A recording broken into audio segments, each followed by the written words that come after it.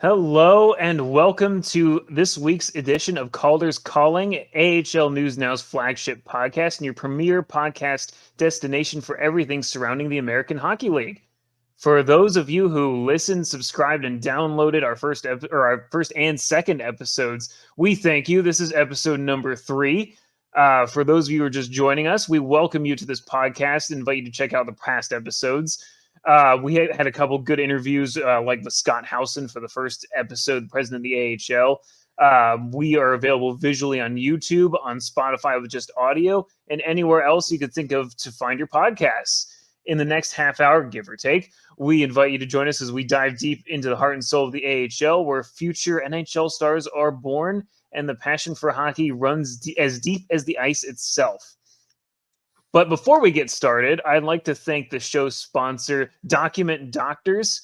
While not on the ice, they can help you and your business optimize and increase your revenue and profits to a bigger slice. Check out Document Doctors Inc. LLC, I should say, .com. And don't forget to mention that AHL News Now sent you to them. This week, we are missing Jay this week. So it is just myself, Deana, and Zander this week. So guys, how are you? And what a great another week of AHL hockey we have on tap here to talk about. Absolutely. And we've got an amazing special guest coming up later in the show that I can't wait to talk to. It's going to be a super exciting show. Definitely going to be an exciting interview, that's for sure. Not going to spoil anything for you, but you'll be pretty happy when you hear it. You'll be hopping with delight. Possibly from down under, possibly too. I had a terrible pun and it went right over your head. It was bad though. I fully admit that. I like bad puns, but I guess I didn't get it in time. Hopping? So that's on me. Hopping? Oh jeez. Hopping kangaroos. Oh jeez. It was bad. It was bad. I'm done. I'm lasted 3. I'm ashamed of myself for not getting that. He lasted 3 episodes, ladies and gentlemen. I never said I was done. I never said I was quitting. I'm just saying I'm done trying to understand jokes. Or I thought you were done with me. I'm like, oh, that you lasted that long. I'm impressed. Oh no, I'm not done yet with that. No, I enjoy your company too much to be done, Deana. Aw, thank you. Well, I guess we'll move us along here to some quick hits. Not that we aren't hard hitting enough on this podcast, but we're gonna go with some quick hits as hard into the boards as the players themselves here. And Deana, I think you'll probably want to tee us off with a affiliation extension.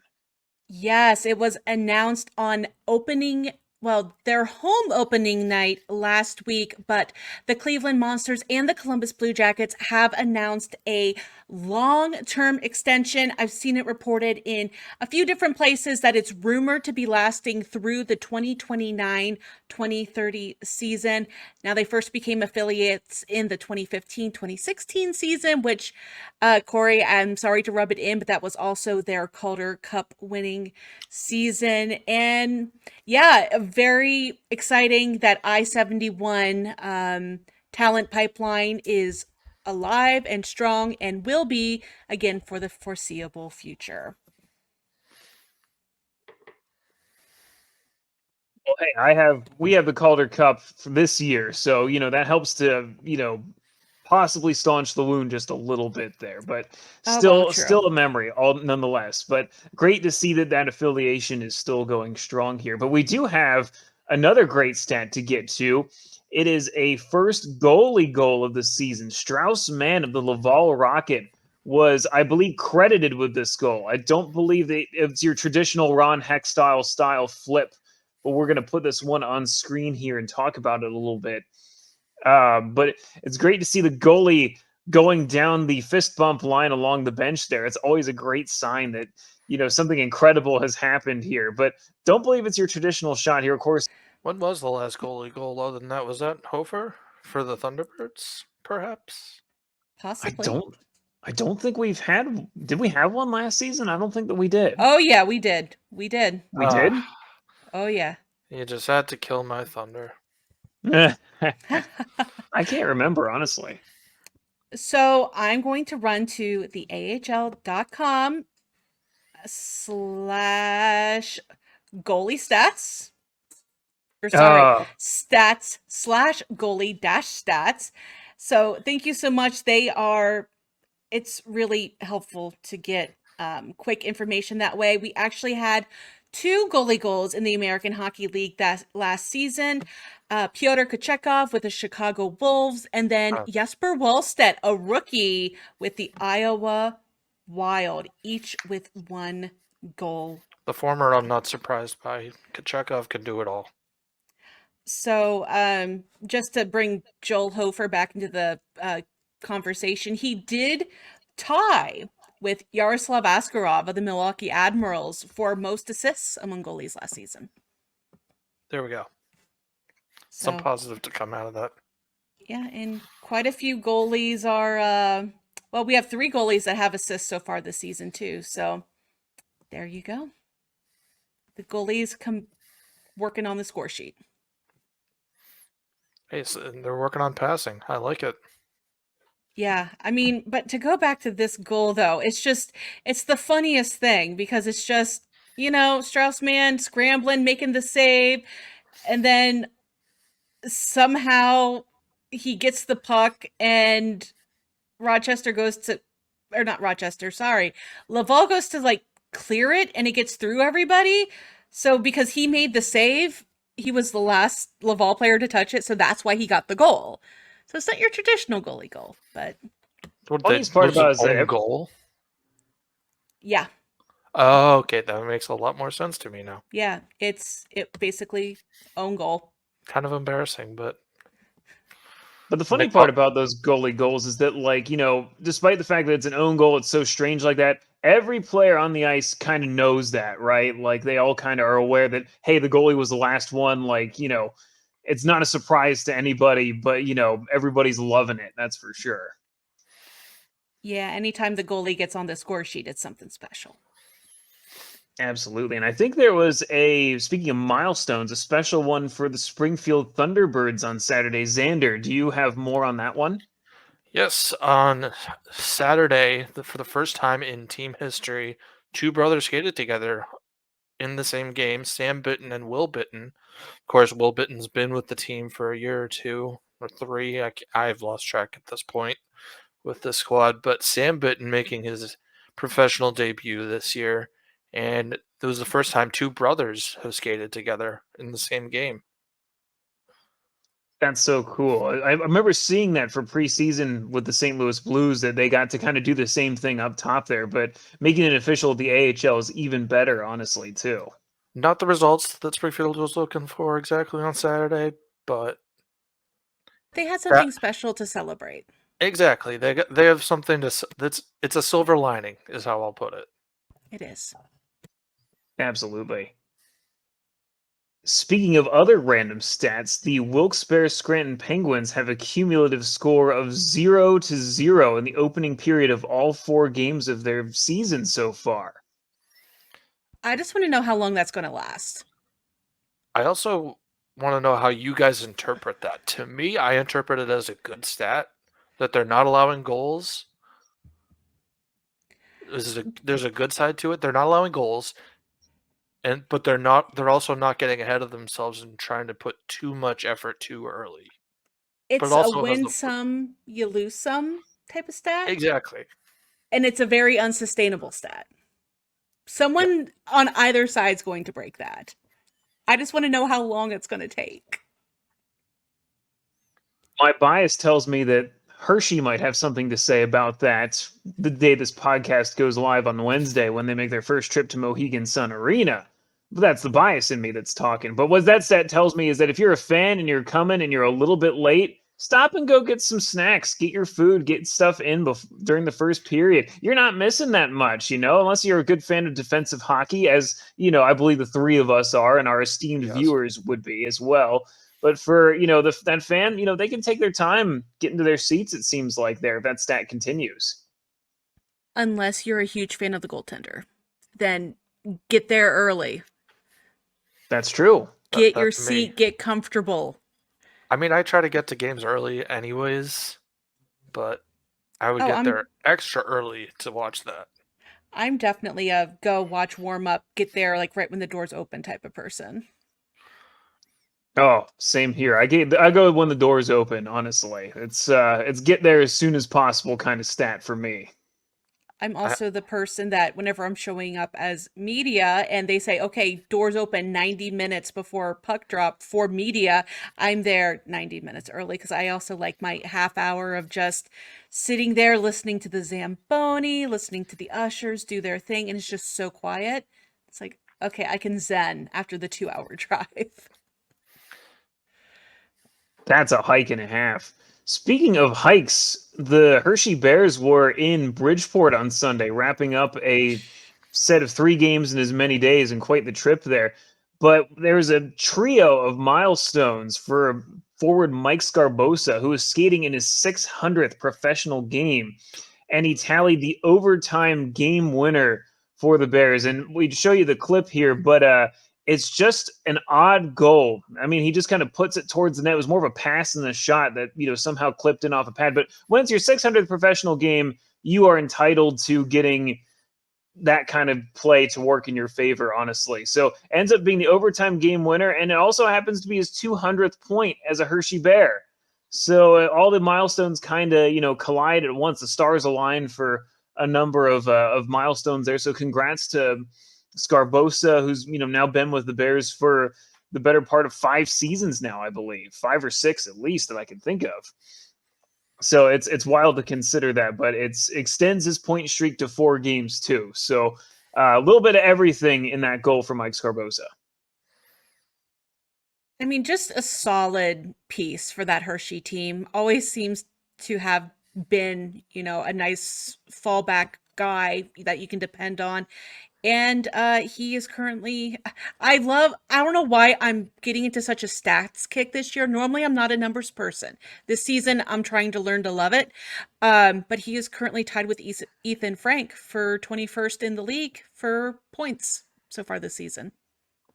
Yeah, So there you go. it's been a nice fit. I mean, it's good to have him and Frank and Mike Vecchione back for at least this season. In Frank's case, it's just 1 year contract, but for the other two, it's 2 years. And so, it's surprising to kind of think of that, that's really the only intact line in its entirety that they have from their championship season. So it's really great to have them to kind of help set the tone for the Bears this season and kind of have that reliability factor that, like, hey, if this line's not going to work out, this line has been more than capable of carrying the mail for the Bears as they did all weekend, essentially. So it's great to have those guys back as sort of the top dogs for good reason there, for sure. well, it's also nice to just have people back in general in the AHL because I feel like when you have those people that perform at the top level the season before, the parent club says, okay, you're coming on up. You're joining us next year. But I guess in the Capitals case, there's just too much depth up there where they said, you know what, just wait your turn, hold your horses. You'll be up here before you know it. Yeah, the Capitals have the wealth of options. They were able to take up a couple of guys, Alexei Protas, Connor McMichael.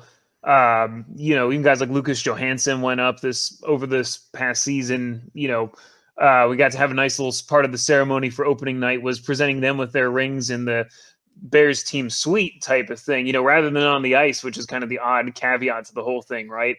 So it's been great to sort of have that consistency of those guys. And the Capitals especially are just absolutely loaded with quality guys that they could plug into their lineup if they need to.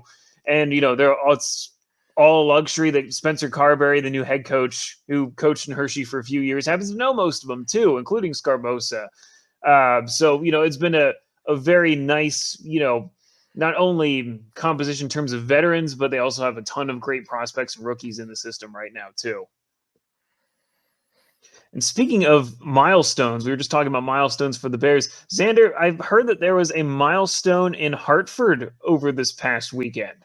Yes, Hartford played in their 1000th, or not, it wasn't their 1000th game, but they picked up their 1000th win in team history. And if that doesn't show you how long that team's been around, I don't know what does. And much to my happiness, it was over the Lehigh Valley Phantoms. unfortunately for you, Corey. I'm sorry. But it makes them the 9th team in AHL history to reach this milestone, and this Hartford team is insanely good. I was grappling with whether to talk about them or to talk about what I am going to be talking about, but they have 2 very good goalies, and I don't mean marginally good, like they're getting by, like good AHL goalies. I mean insanely good. They have scored 16 goals themselves. They have allowed 4. Not 4 for one goalie, 2 each per goalie. And to me, that's just, it's beautiful. I know I use that word every week, but it's, and how better to do it by winning 5-1 on a Saturday night too.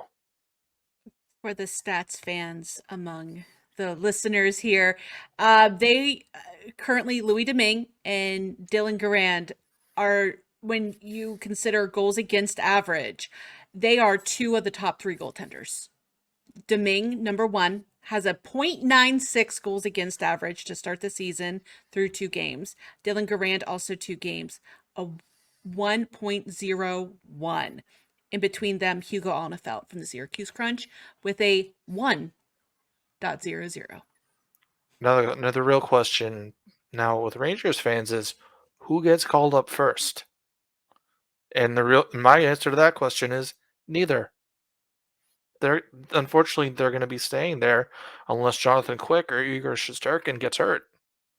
They just have so much depth at goaltending that I talked to Chris Knobloch before the season and to see if I could get some sort of insight into the goaltending situation in New York, and he said, I don't know. I don't know what's going to be coming out of this because there's too many good goaltenders. And then I talked to him about Olaf Lindbaum as well, who's also a very good goaltender in the Rangers organization. He said, yeah, Olaf's a very good goaltender as well.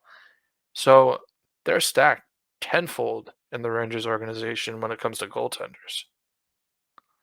Yeah, Hartford's kind of a team on the rise recently, right? Like they've been really, pushing from, this kind of team with a lot of potential that was never realized to, moving along pretty well in the postseason. Just last spring, they unfortunately kind of ran into a hot Hershey team, all that kind of stuff. But, they're one of the teams, in my opinion, really to watch just from having seen a couple of things for them here, and it's been pretty good. But shifting along here, the Bakersfield Condors made a big acquisition over the course of the week. Deana, do you have any more to elaborate on that one? Yeah, they are going to be benefiting from the signing of a veteran with plenty of professional hockey experience in Sam Gagner. Now, he was originally the 6th overall draft pick by the Edmonton Oilers back in the 2007 NHL entry draft. He's played 1,015 games just in the NHL. He's also bringing along 56 games of AHL experience, including some with Bakersfield, to this club. Now, this is an AHL only contract, so there's no risk of him being called up. So for such a young team that in some seasons does tend to struggle a little bit, I mean, that type of move is just very smart, in my opinion, especially since he was willing to accept that deal. So great move by the Bakersfield Condors, and maybe that might be the difference maker here. That might be the death of Jay this season and the Barracuda. Ooh. Well, I mean, I'm so used to kind of dogging on the Barracuda because it's just like, it just seems like that's what tends to happen some seasons. They're actually not doing too shabby this season, so we'll see. They're only 4 games in. But Bakersfield needed a difference maker. They're 1-1 through 2 games, and yeah, they definitely needed some help. They're 5 goals for, 5 goals against. Sam should be a nice piece for that. He can make plays. He can score goals when he needs to. It's a good piece. Anytime you can get a guy with that kind of resume at the AHL level, I think that's just, an absolute, like, no-brainer, yes kind of situation to say yes to. So it's great to see. Now, before we move on to our 3 stars of the week, we will give props to the 2 undefeated teams as of the recording of this podcast, which is the aforementioned Hartford Wolfpack, as well as the Henderson Silver Knights. I believe, I know the Wolfpack are off to I believe 6-0 start as of our recording here, and I just want to double check my stats here. 4. Henderson is 4-0. Yes, they are both 4-0. 4-0. I'm sorry, I don't know where I got that from. All good. Yeah. At the rate and they're going, they'll be Henderson 6-0 soon. and Henderson plays tonight, Tuesday. So, but it's against Bakersfield.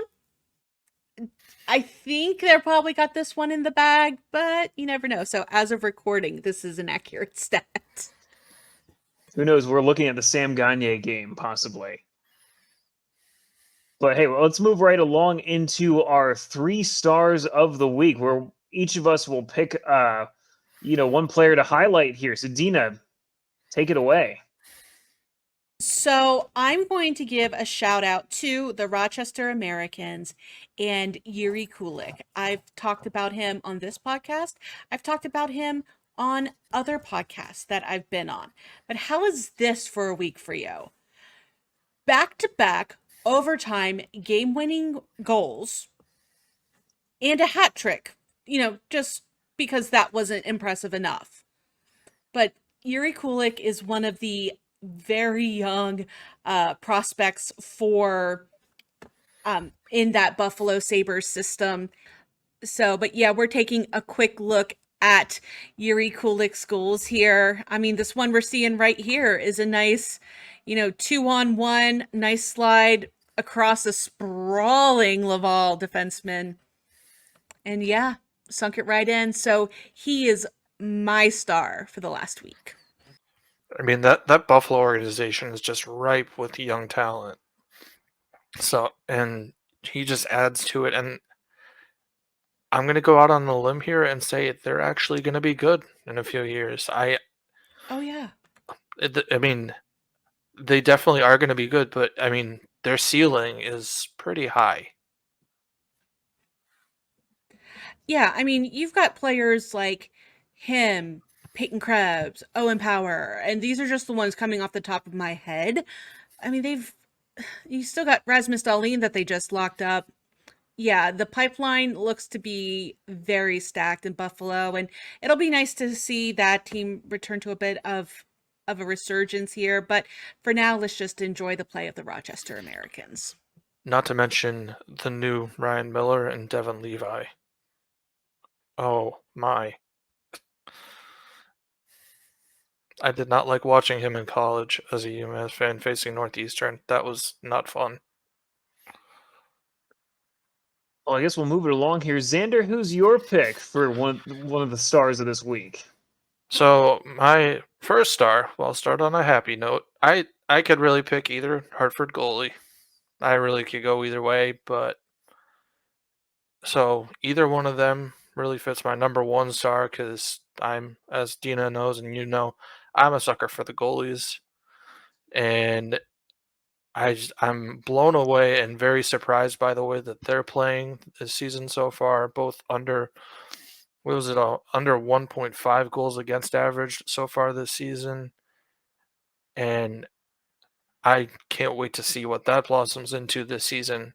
My other star this week, I know you're gonna like hearing this one, Corey. Ollie Lykesell. He had an insane weekend. 5 goals in 3 games. 4 of them coming against my Thunderbirds. So I have to give credit where credit is due. And 3 of them coming on Friday night. That was an incredible game that he played in Springfield. And he not only was he scoring goals, he was scoring goals from areas where he had no business scoring goals. He was picking up loose pucks. He was wristing pucks over the shoulder from 2 inches away from the net.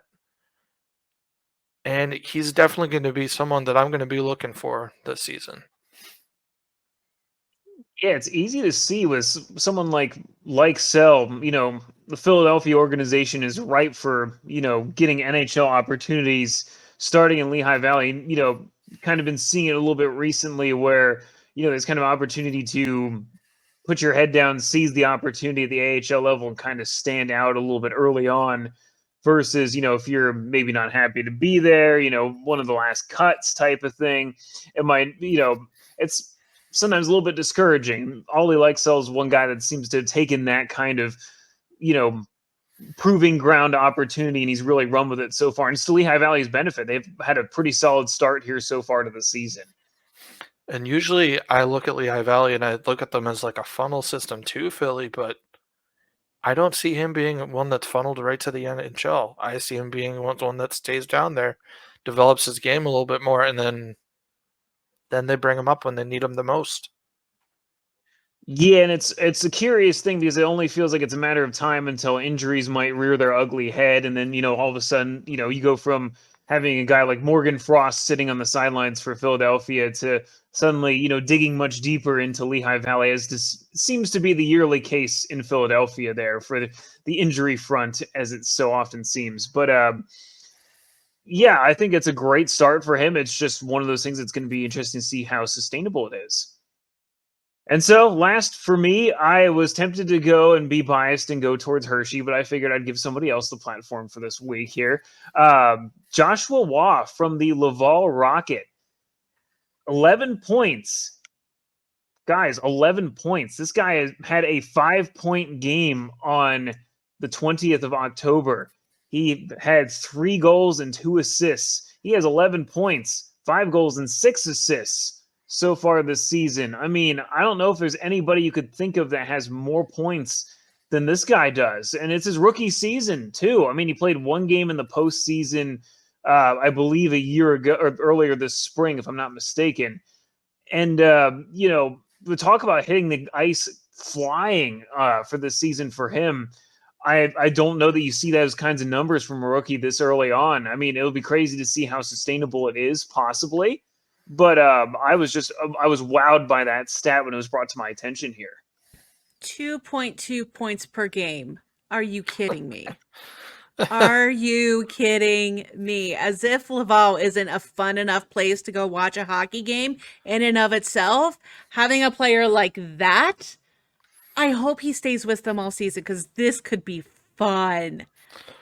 What boggles my mind about them, though, is he's had those kind of numbers, yet they're in 6th place in the division. But it's so early. Like, you lose one game and you go from first to last. I'll give you that, but still at the same time, it's like you're still putting up numbers, and you're in that position. It shows a lot about the player. Is more of what I'm saying. It shows a lot of grit, a lot of determination, and it says to him, you know what? I don't care that we're losing. I'm still going to score 5 goals. That is carrying right there, which is fantastic to see. So that was kind of the stat that really stuck out to me, just kind of going over some things here earlier this week. But we will move along here to our regular segment section where we'll each kind of have our talking point that we'll kind of share and we'll kind of go around the table with here a little bit. So I will start us off here early on. We're going to go in alphabetical order here, I suppose. For this week. And so my kind of thinking was that, guys, we're like a month away from Thanksgiving here in the United States. And, when you think of Thanksgiving, it's obviously very early. I don't even know if you guys have your plans sorted out yet. I really don't at this point. Just a light idea at this point. But Thanksgiving, you think of getting everybody that you're close with, sometimes that you like, sometimes that you don't like, and you get them close and you spend a lot of time with them over that weekend. But for the Hershey Bears, and I think for a couple of teams around the AHL, they're kind of getting Thanksgiving a month in advance here, it seems like, because for the Bears, they're embarking on this stretch. It started this on Sunday where they're playing 3 teams over a span of 13 games in the Atlantic Division. So it's some of the names that you'd expect to see. They're playing Lehigh Valley and they're playing Wilkes-Barre a number of times in that stretch. But somehow they are also getting the Bridgeport Islanders. They only play 6 games against them all season. They're playing 4 of them in this stretch. What? So, talk about seeing somebody for a little bit and then, okay, see you next year type of thing. It's not very much after a certain point here. But I don't think that, outside of maybe the pandemic season, I don't think I've ever seen quite a stretch like this where it's just, you're getting your friends close and your enemies closer in a sense to kind of embark on this kind of stretch with. This makes zero sense to me because it's not like they're an isolated team. I mean, I just looked, and Iowa, who you can argue is one of the most isolated teams, has at least four. I believe it is exactly four different opponents between now and Thanksgiving. Teams like Texas and Colorado, which are just as, if not even more isolated than Iowa, have significantly more. I believe they were like six or seven opponents. What? What is this? I am like perplexed. I will say, Corey, I'm looking at the schedule right now. The Thunderbirds are in the same boat as you. They are playing Providence, Belleville, Lehigh Valley, Bridgeport, and Hartford, and maybe one or two against Utica. I don't understand it either. It's like you're condensing all of your easy teams in early in the season, and then the second half of the season, it's like, here you go, have fun, run the fields.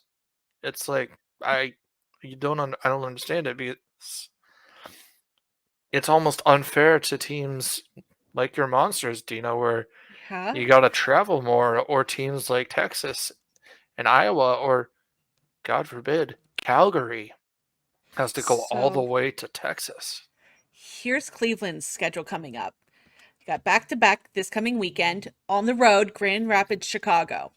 Then Grand Rapids at home, Providence, home, back to back, away at Belleville for 2 games, home versus Rochester, 2 games, and then away in Charlotte for 2 games. And then the day after Thanksgiving, they have home, have a day break, and then away, both versus the Marlies.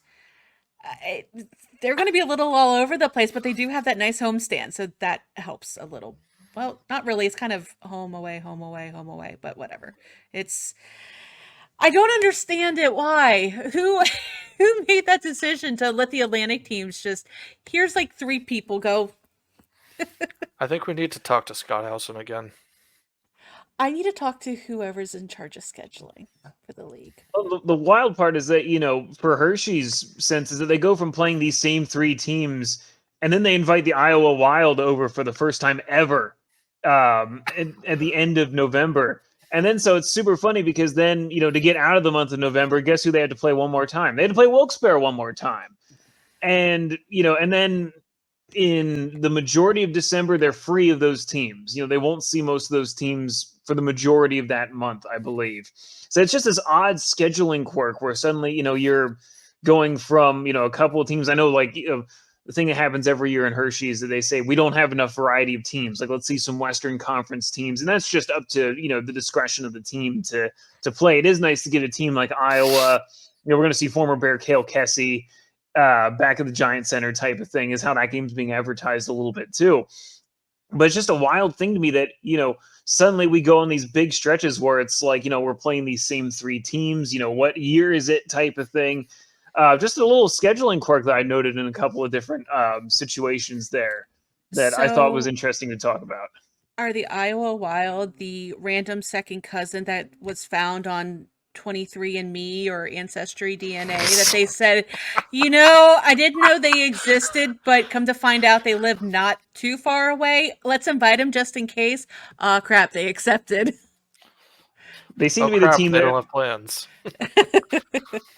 they showed up on your doorstep and say, "Hey, it's me, your long lost, relative. I'm back," type of thing. So it's definitely a good way to put it. I think for this We to put the Thanksgiving analogy. found out you won the Calder Cup. We really want to see it. Fair point. Like Spaceballs, your father's brother's mother's sister's roommate. It's like, Ooh, what? How It's very are true. we? How does this make sense? it's more convoluted than the shapes in my background. Or the map in mine. I don't even want to talk about the map in yours. It's Well, yeah, that's just wow. Well, I guess we'll segue right along into our next segment here, which is going to be our special guest that we're going to hop to here in a second. But before we do that, I'm going to share a little bit more about our sponsor, Document Doctors. Is your business growing beyond the four walls of your office? As businesses grow, so do the challenges of keeping people trained, safe, and supported. Document Doctors, a proud sponsor of the Calder's Calling podcast and AHL News Now, offers affordable solutions to help optimize your business and keep the good times rolling. They offer content-focused solutions such as training document creation, back office process optimization, policy and procedure development, as well as much more. Support the podcast and AHL News Now by visiting them at documentdoctorsllc.com. And don't forget to mention us when talking to their team and support small businesses today. So we're going to move along to our special guest. We can finally lift the lid on this one. All right. Our special guest this week is a trailblazer at the NHL and AHL levels, as the first Australian-born player at both levels, as well as the first Australian to play in Europe. He is one of 48 people to play in 300 career games for the Hershey Bears and is off to a hot start with the Springfield Thunderbirds this season. He's also a Stanley Cup champion as part of the Washington Capitals. We're happy to be joined by Nathan Walker this week. Hey guys, how we doing? Hello, Nathan. Great, Thank you Nathan. so much for joining us. Thanks for joining us, Nathan. Have me on. Yeah, thanks for joining us. Nathan, I had to bring this one up because when people talk about your story making it to the NHL, they always kind of skip over one important spot, to me at least, which was your time in the AHL. And I bring this up specifically because we are almost 10 years exactly to the day since you became the first Australian to score at the AHL level on October 27th, 2013. And I went to the liberty of having Deana cue up a clip of that here as well, just to take a little trip down memory lane for the first time he scored as a Hershey Bear. And to kind of that's a second. All right. We just see that nice breakaway there, and there you go. History made. Yeah, that no, it's definitely something special. Yeah, I know that the play kind of developed. I think the puck actually came off a stick and squirted out to me, and just kind of used that D-man as a screen, and was fortunate enough to get lucky with a goal. Yeah, what comes to mind to you when you think back to those early years with Hershey? I mean, I know it was we remember going to Washington and all that sort of stuff, but it was your first professional contract was with Hershey, and kind of having that distinction of some history of being part of the 300 games played club there, which is an elusive list for sure. Yeah, I mean, I think at the time you don't really think much about it. You're just trying to make a name for yourself and come into the league. So no, it was great. I'm grateful for Hershey giving me that chance. And yeah, I mean, looking back at it now, it's it has been a long time, and like I said, I'm just grateful that I had a chance to play for such a prestigious organization in Hershey. Absolutely. And I noticed this when I was doing some research ahead of our interview here, that you were teammates and line mates with Mike Vecchione during the 2019-20 season in San Antonio.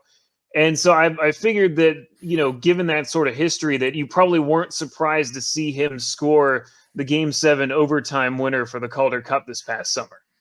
Yeah, I was extremely happy for him. I was actually texting him when it happened, and throughout that kind of final series. And I'm like I said, I'm so happy for him and all my other old teammates and friends on that team. And I mean, he was a gamer when I played with him, and that just goes to show. Now, speaking of your time in San Antonio, this is your third season playing under Drew Bannister, combined between San Antonio and Springfield. 2 in Springfield, 1 in San Antonio, of course. You've had some ups and downs in those times, but as the Thunderbirds correspondent on the podcast, I got to ask you, how do you evaluate how you guys have started this year so far? Yeah, I mean, obviously it's been a slow start. We're struggling to put the pucks in the net at the moment, but thankfully it is early, so we got some ground that we need to make up, and I think we just need to keep working at it, and hopefully we can string some wins together here this weekend coming up. So this weekend, you guys had your first 3-3 of the season We had a bit of a debate on the podcast last week about this. How do you feel about 3-3s now that they're being kind of phased out of the league? I mean, I think it's a good thing. I think that third game is definitely tough, especially when you're on the road and you're traveling and you're not getting the right amount of sleep. It's definitely tough on the body, but it's just something that needs to be done. It's we can't really complain about it too much. They're not going to change the schedule for us, so we just got to kind of grind through it and string some wins together. No, I firmly think that it's good training for the NHL. So, and as someone who's played at both levels, do you think it's better training for the NHL at all? Yes and no. I mean, they're not playing any 3-3s in the NHL, so it's I guess you're kind of training for that back-to-back situation. But I mean, if you can come and play on that third game, then it shows that you're ready and you can stay in it mentally and physically come that third game. Now, we'll just talk about your team right now. So before he was revealed as captain, Coach Bannister described Matthew Peck as a consummate professional and someone who does things the right way. Now he's obviously got some huge shoes to fill with Tommy Cross retiring. What kind of impressions have you gotten from him as a leader so far this season? Yeah, he's great. I think Benny hit the nail on the head there, saying how professional he is. He comes to work every day. He's got his work boots on. He's out there. He's working hard in practice, and I think that's what you want from your captain of your team.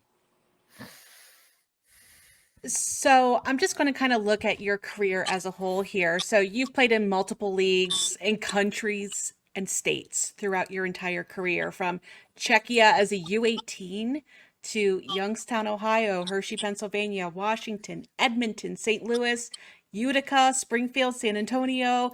Does one league, team, or city hold any significant special memories to you? If so, why?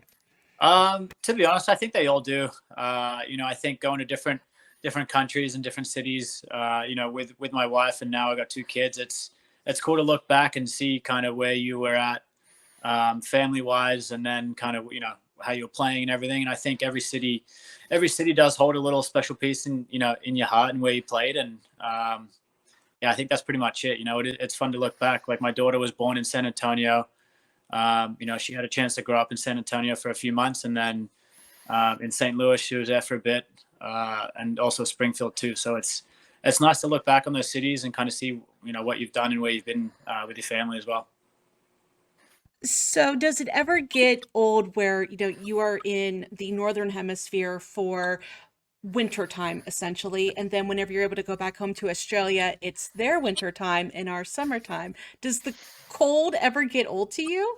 Not really. I mean, Australian winter time is it's still pretty nice out. It's still 65, 70 degrees. So Oh, nice. it's pretty comfortable. And we enjoy the snow, and the kids love the snow as well. So I don't think we don't have too many issues going from winter to winter.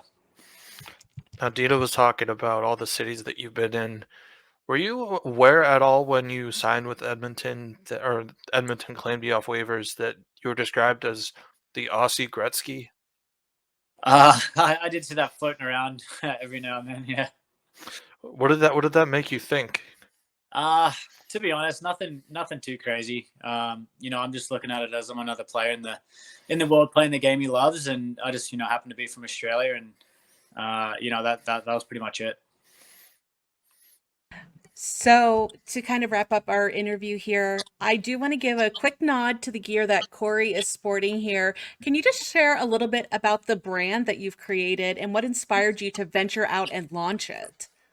Yeah, during that COVID time, when we're back home and the season didn't start up till January or February or so, my wife and I just decided to make a clothing line and just kind of see how it went and go from there. There's nothing too crazy about it. It's mostly mostly black, white, and grays. So there's nothing too funky going on. But yeah, we just decided to give it a crack and kind of see how we went with it, and seems we're doing pretty well. I have to say, I love the sweatshirt. Appreciate it. Thank you. I was going to ask, is that a Springfield Isotopes sweatshirt there? Yeah, Nice. I guess they had it last year, so I snagged one of them up. I don't blame you. I love that whole like specialty rebrand. And I think that's something that's really fun and unique about the AHL is they do those more fun rebrands. Do the players get excited about those at all? Some of the more fun specialty jerseys, or is it just kind of, well, it's another game, we're going to approach it the same way, there's nothing much for us to really get excited about? Yeah, I mean, you do approach it as, it is another game, but I think putting on a funky looking jersey is always fun too, and we always get the cool gear to go with it as well, which makes it nice.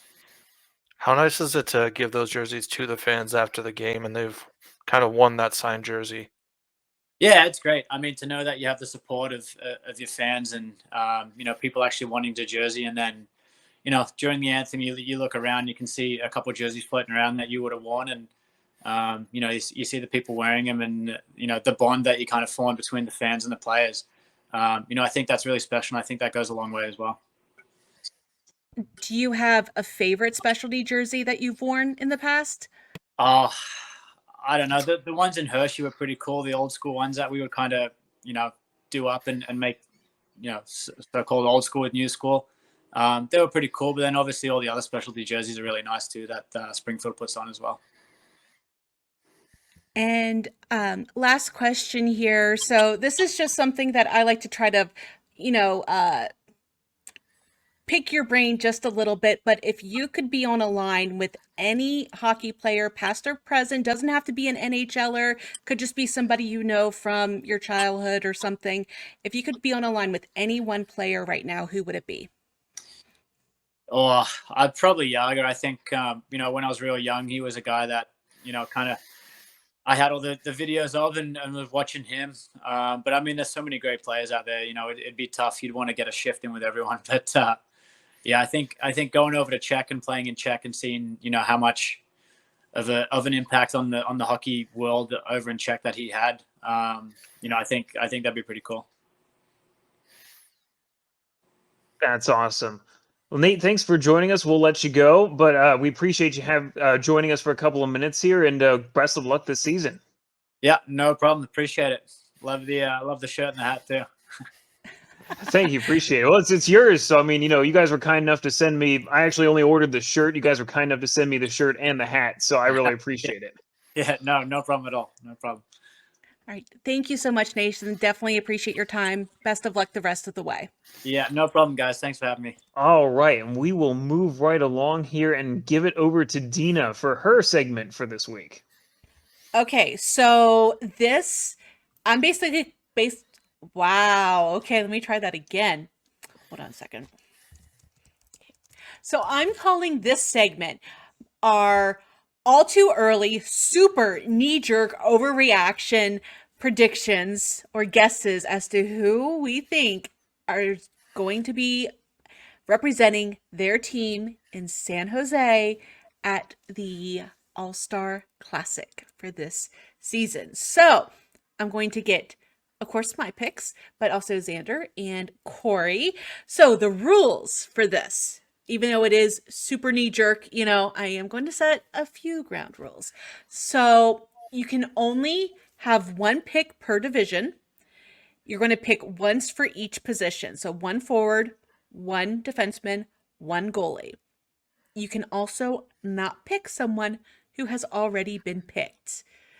Oh. So Boy. How do you want to choose who goes? Are we going to do some rock, paper, scissors here real quick?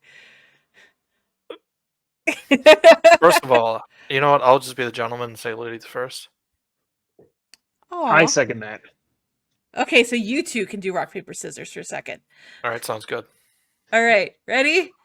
1, 2, 3, shoot. Scissors. All right. Okay, ready? 1, 2, 3, shoot. We got rock, and is that paper I see? Right, it was paper, yeah. All Paper. right. All right. Off camera. So Corey goes. So is second. it from our team or is it from the It is league? the league in general. You can only pick one player per division.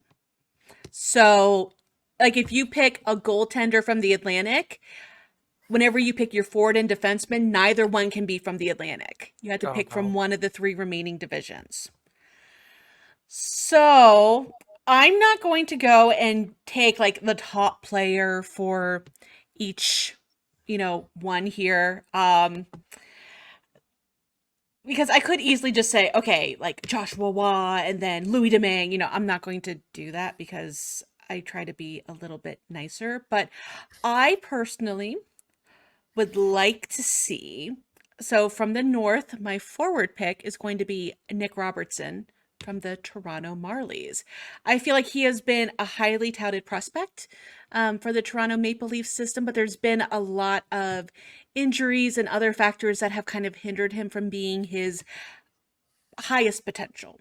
So I'd like to see him represent his team at such a special event and really just kind of have the spotlight shown on him in a very positive light.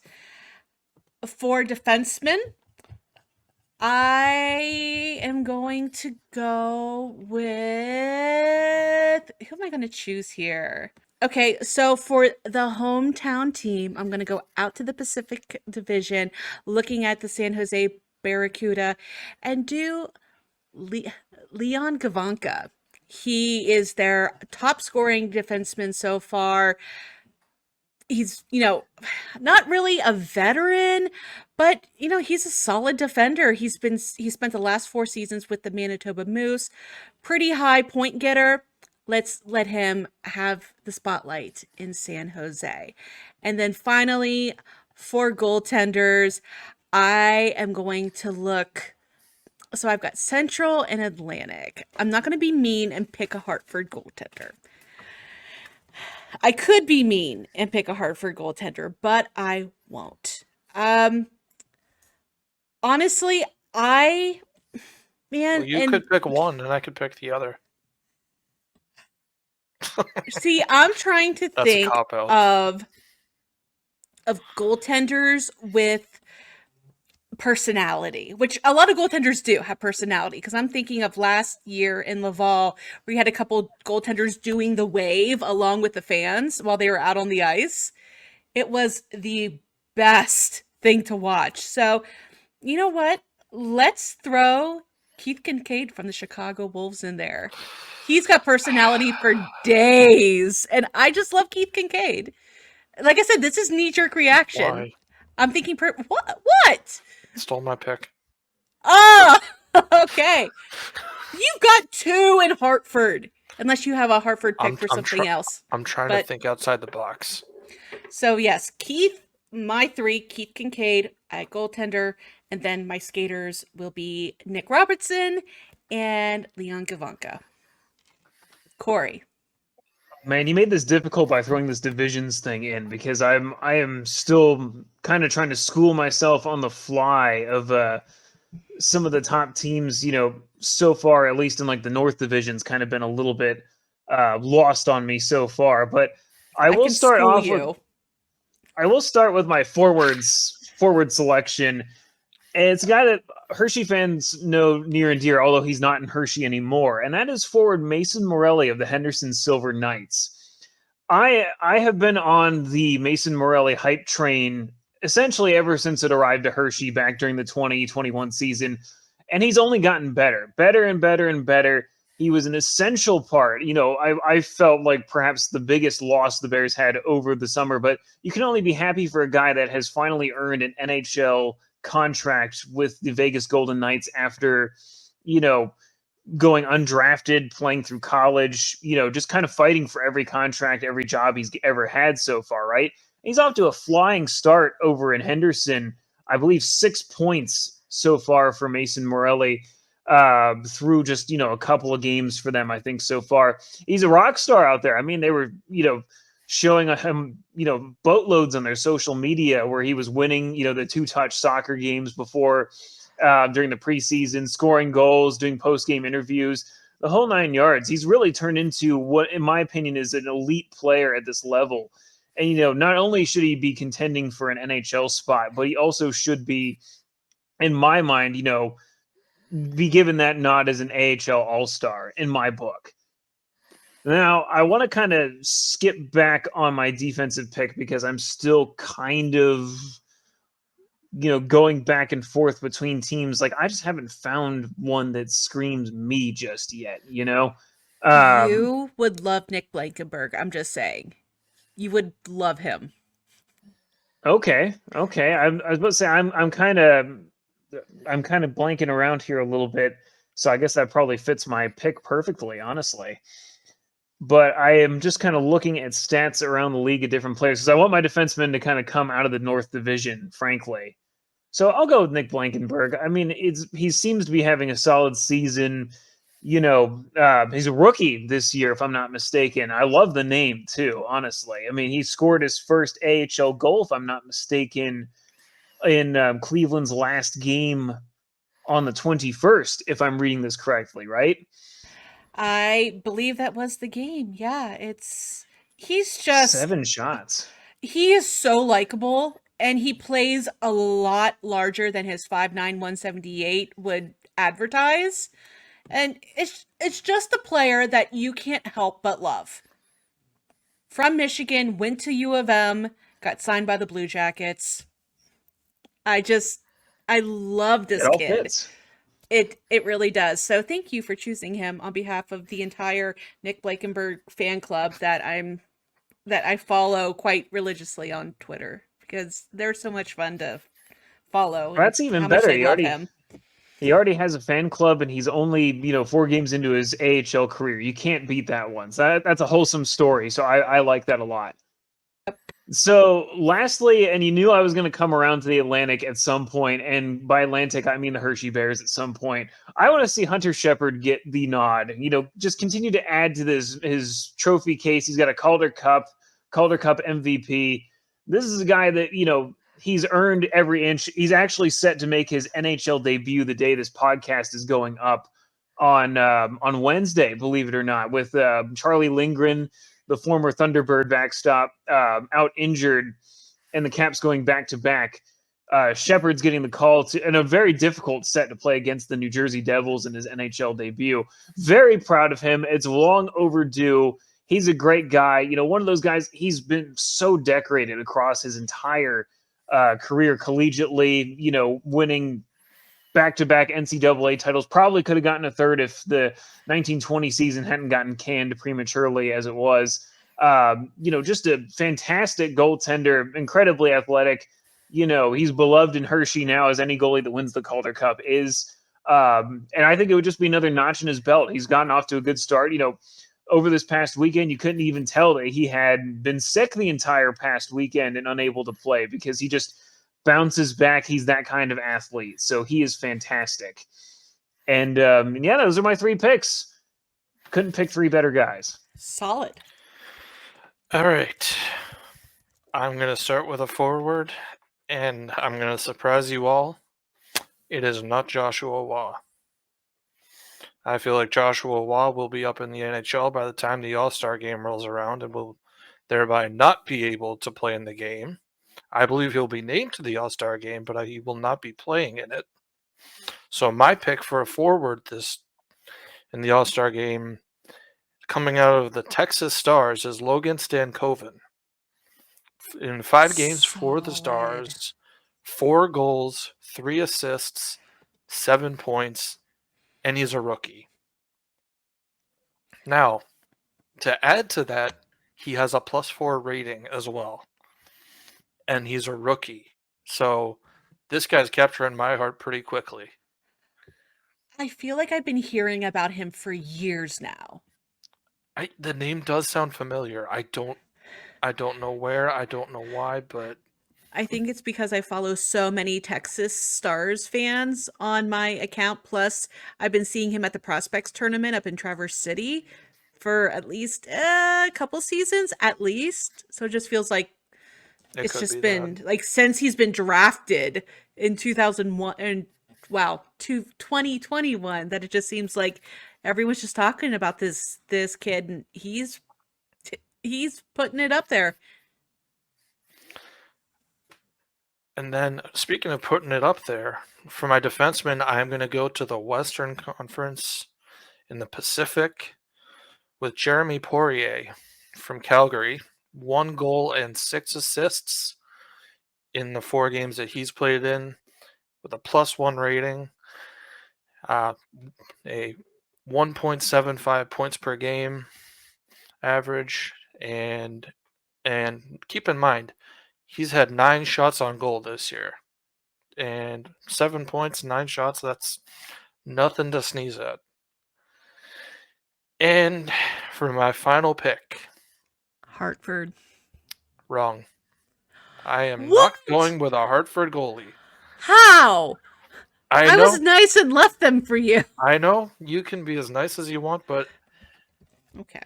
I did discuss the possibility of an injury up in New York, and I do think it's going to happen, unfortunately. Jonathan Quick has not looked as sharp, at least mentally, recently, and I don't know if he's going to last health-wise up in New York. So they're going to need reinforcements up there. Therefore, I'm going with Mads Sogard from Belleville. Solid pick. Three solid. games into the season, he's got a shutout. He's only allowed 4 goals on 86 shots. And to me, that is a little bit more impressive than Louis Domingue allowing 2 goals on 61 shots. And that is my 3 picks for All-Stars.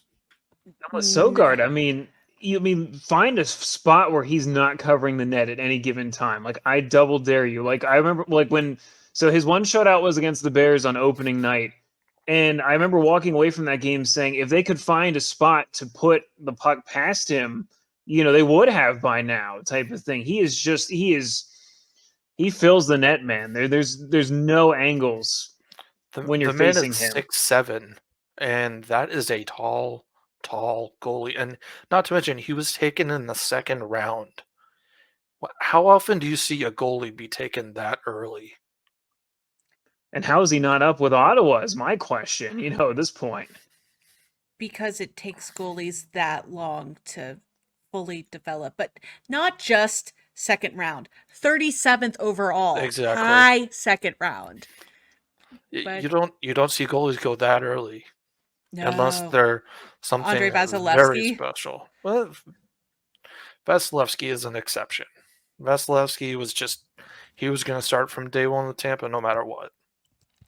Did he go high? I'm thinking he went high. I want to say he did. I know Marc-Andre Fleury went super high. Vasilevsky wasn't he like first overall? I don't remember, but Vasilevsky was drafted 19th overall. Okay, so first round. Yep. And you were saying Fleury before? Yeah, I think Fleury was first overall. Yep. That's what I thought. So I don't know why, but I just tried searching Marc-Andre Fleury, and for some reason it autofilled Marc-Andre Fleury cheese. I don't know what that's about. Does he have his own cheese brand? I don't know, but that's what Google tried to, not Google, but Microsoft Bing. I don't know how I ended up on Bing, but I did, and it autofilled it with cheese. I don't know why. That is okay. Oh, yeah. This camp is listening here. We got your idea queued up for a future business venture, honestly. Oh, it's because you know what? He is a legendary goaltender. I'm not even going to start saying why that's on there. Just because that's terrible that they're referring to him as a certain kind of cheese. And no. I don't even know, but okay. I was thinking in terms of his pads when he played in Pittsburgh, but he's not. I forgot he was Swartz. We can only say that was the case in 2006 when the Bears beat Wilkes-Barre Scranton and Marc-Andre Fleury in 5 games, I believe it was, en route to the Calder Cup. That's the only time you can say that. It always comes back to Hershey. Especially when it comes to snacks. Exactly. Yeah. Speaking of this week's sponsor, no. We do not. If you own a snack company and want to sponsor us, we have a perfect segue for you now. Exactly. We'll move on. Zander, what do you have for us this week? Now, we discussed this in the first episode. If you did listen, we were talking a lot about Chicago going independent this season, becoming the first independent team since 95, I believe I said. 1994-95 season. And my take on it at first, when I didn't know too much about the situation, about why they had gone independent. Now that I have a little bit more information on it, I can understand the logic behind it. I can understand they want to go independent so that they're not just funneling everybody to Carolina. But the truth of the matter to me is they made a mistake. I don't think it was a good call going independent. They need those reinforcements of guys who are coming down on a conditioning loan. They need the people who need more time to develop. They can't just win in the AHL. They need to have those guys go up, build some self-esteem in the NHL. And I mean, look at the numbers. Like I mentioned it before to you guys off the air, 11 goals against and 14 goals against this year. I mean, I know it's no cliche, but the team that scores more wins the game. And those numbers show it exactly. 11 for, 14 against. And then Hartford too. I'll turn it back to one of my teams. Hartford 16 goals and 4 goals against. They may be a bit of a funnel system to New York, but they're still finding ways to win. The only reason why I'm saying but here is because these players are starting completely fresh. Like, at least even in the American Hockey League, you have some carryover from season to season. So you have guys that have at least been in the same organization together, that have had a chance to get to know one another, to form a bit of chemistry, camaraderie, however you want to word it. These guys basically kind of hodgepodge got thrown together because they fit into the veteran rules and all of that. I think there's a chance that we could see, them string together some wins once they have a chance to form that. But the question is, how long is that going to take, and will they do it quick enough? So especially in that Central Division is what I look at too. Is we discussed it last week, how well Grand Rapids started off in the season, and to me it looks like you have to win, and you have to win fast in that division. And just in the West in general, you have to be on top of your game. Otherwise, somebody like San Diego is going to come out of nowhere and take your spot from you. Is there truly a division in the AHL where you could have, a little bit of lead-in time like this? I don't think so. Not this early in the season, no. Yeah, it's like you got to start winning and winning now. So the thing that kind of sticks out to me, just kind of looking at the stat line here, to me, I don't think it's as bad as, doom and gloom kind of thing. I mean, the Wolves are, they're 1-1-1-1. To me, that kind of tells me that, they've taken the games closely. They've taken 2 to overtime. They've won 1.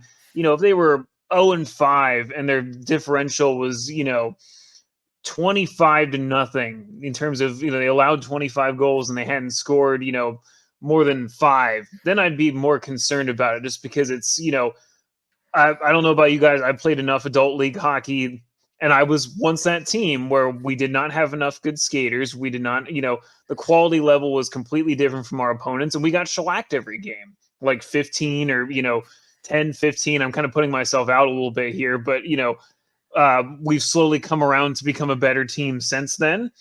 But to Deana's point, we had to spend some time around each other to get to know each other, kind of fine line combinations, kind of trim the right players out. I don't know that I see this quite as much as that kind of situation, other than it's just more of a wild card to me at this point. To me, it still feels too early to kind of write it off and say it's a total mistake versus saying like, oh, I just would like to see a little bit more of them after a couple of months to assess it. Like, we were talking about off the air a little bit about Spencer Carberry and the Washington Capitals. And I said, when, he was Hershey's coach. They accurately pointed out on the air here that it took that Hershey Bears team a long time after Christmas even to really start finding their way and winning.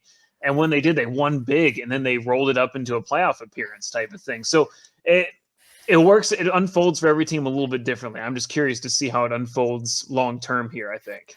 First of all, I just want to say Rocco Grimaldi is doing Rocco Grimaldi things, leading the team with 5 points in 4 games. So good job, Rocco. The real big concern I have about this is whenever teams have an ECHL and NHL affiliate, at least at some point, if their roster is not working, you have a few other pieces to kind of pull from and say, oh, okay, this guy up here is waiver exempt. We need an infusion of this talent. Send him down, put him on the top line instead of, doing 4th line minutes in the big system, or let's move some of these guys that are really excelling in the ECHL up. They can kind of tinker with this. Chicago has what they have, and that's it. There's no room for that kind of piecemealing, of rosters. But they have some really strong players too. It's just, I'm hoping it's just a chemistry thing, or it could just be, the players that they were able to get maybe just don't work together. I don't know. Time will tell. There's also there's no, oh, this guy didn't make Carolina's roster, or this guy didn't make this team's roster. It's, oh, well, he didn't make Carolina's roster, so I guess we'll send him to Syracuse, or I guess we'll send him to Springfield, or maybe we'll send him to this team. It's they're not getting that camaraderie with the players in Chicago. Where they say, well, I played with this guy in the AHL, and now they're bringing him up. It's more of, I played with this guy, but now he's playing for another team. It can mess with someone's head, in my opinion. Yeah, it's just going to be an interesting case study all season long to see how this all plays out, because we can just guess, what the issue is, or it could just be it's just a team trying to figure itself out through the first 3 or 4 games of a season, which a lot of I shouldn't say a lot, but quite a few teams are having issues with that. Like the Utica Comets are 0-1-2. They have some pieces that have been there for a while. Milwaukee's 1-1. They've only played 2 games. Coachella, is 1-1 through their first 2 games.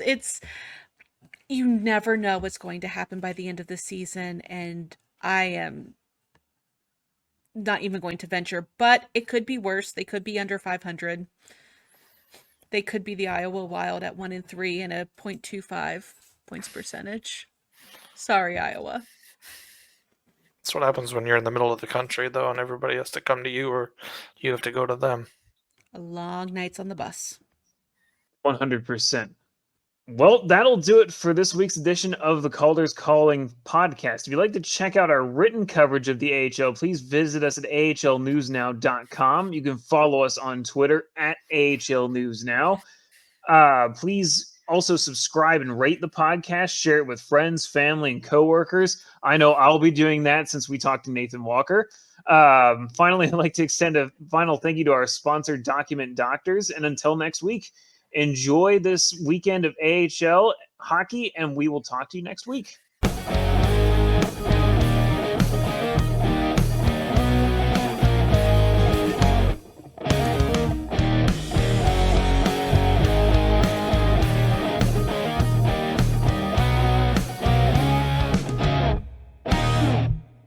That'll do it for this week's edition of the Calder's Calling.